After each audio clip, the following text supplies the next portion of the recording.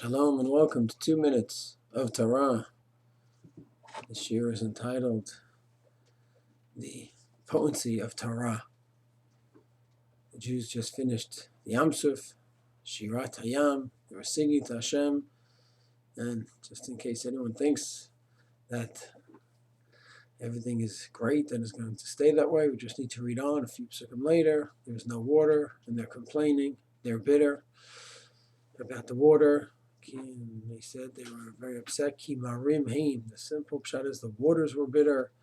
The Kotzker Rebbe says the problem wasn't that the waters were bitter. The problem was ki marim haim. The Jews were bitter. They were negative.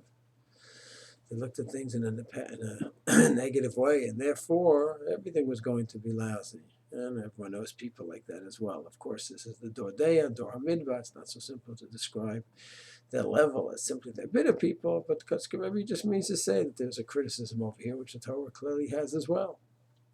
So what is the cure for the bitterness, for the complaints? So the famous Gemara in Bava Kama, Shlosh Yamim B'mili Mayim, means they went 3 days without water, and water ain't Mayim Ela Torah. And therefore, Moshe instituted Kriyat Torah, the reading of the Torah in public, and later on Ezra continued until this very day. We have Sunday, Monday, we have Monday, Thursday, Shabbos afternoon, on holidays, Rosh Chodesh, we have Kriyat Torah. And it's a beautiful public event of learning. And we have the Onkelos is supposed to also be read, which is the Tirgum, the translation, which means we would have Torah Shabbat Tav, the written Torah, and the Torah Shabbat Peh, the oral Torah, all together. We don't do the oral Torah anymore, the Tirgum. We don't understand it. It's only Temanim and some others do that. But that was supposed to be the cure, that to go days without learning, that's going to cause the horrible corruption that it did. And the antidote is to be involved in Torah. So, Baruch Hashem, we have the magical cure of learning, and now we have Kriyas Torah, and then what do we see a few psukim later? Obviously, another problem, another complaint.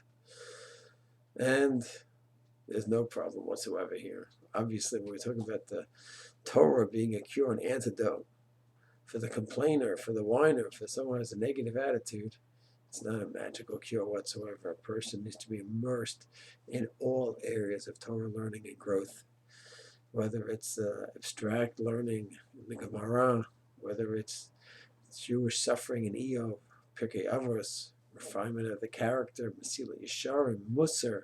It has to be a total immersion in all areas of the Torah, where the person is not simply learning an abstract, he's working on himself, he's internalizing all the ideas of the Torah, what it means to go ahead and be involved in Hatvecha Kamocha. What does it mean to feel another Jew's pain? Learning and internalizing the ideas. If he does that for years and decades, then there could be some growth.